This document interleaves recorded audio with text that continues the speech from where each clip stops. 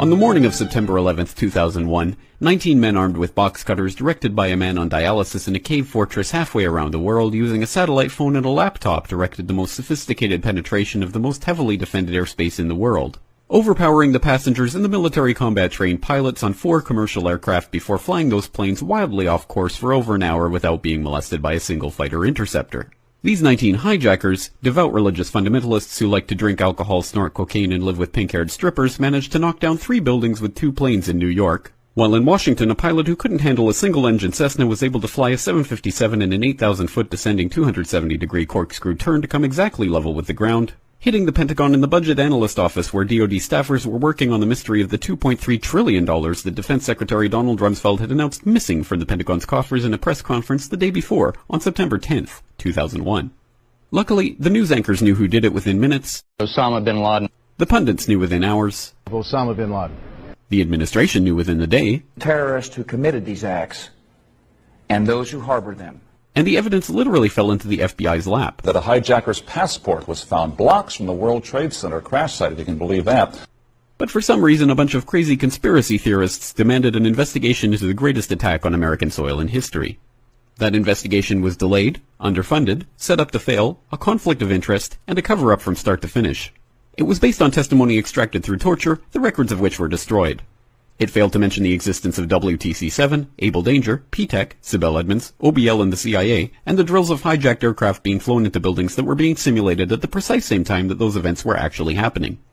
It was lied to by the Pentagon, the CIA, the Bush administration, and as for Bush and Cheney, well, no one knows what they told it because they testified in secret, off the record, not under oath, and behind closed doors. It didn't bother to look at who funded the attacks because that question is ultimately of little practical significance. Still, the 9/11 Commission did brilliantly answering all of the questions the public had, except most of the victims' family members' questions, and pinned blame on all the people responsible, although no one so much as lost their job, determining the attacks were failure of imagination. Because nobody in our government, at least, and I don't think the prior government that could envision flying airplanes into buildings. Except the Pentagon, FEMA, NORAD, and the NRO. The DIA destroyed 2.5 terabytes of data on Able Danger, but that's okay because it probably wasn't important. The SEC destroyed their records on the investigation into the insider trading before the attacks, but that's okay because destroying the records of the largest investigation in SEC history is just part of routine record keeping. NIST has classified the data that they used for their model of WTC-7's collapse, but that's okay because knowing how they made their model of the collapse would jeopardize public safety. The FBI has argued that all material related to their investigation of 9/11 should be kept secret from the public, but that's okay because the FBI probably has nothing to hide.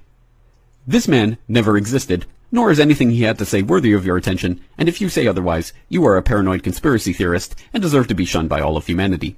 Likewise him, and her. And her, and her, and him.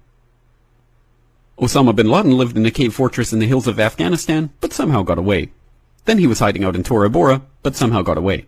Then he lived in Abbottabad for years, taunting the most comprehensive intelligence dragnet employing the most sophisticated technology in the history of the world for a decade, releasing video after video with complete impunity and getting younger and younger as he did so, before finally being found in a daring SEAL team raid which wasn't recorded on video, in which he didn't resist or use his wife as a human shield, and in which these crack special forces operatives panicked and killed this unarmed man, supposedly the best source of intelligence about those dastardly terrorists on the entire planet.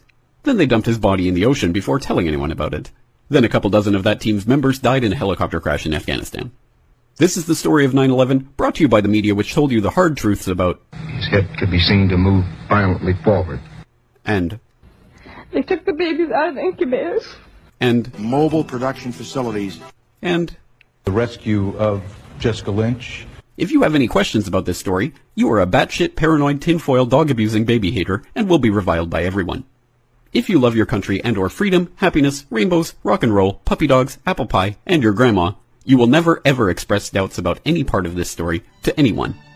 Ever.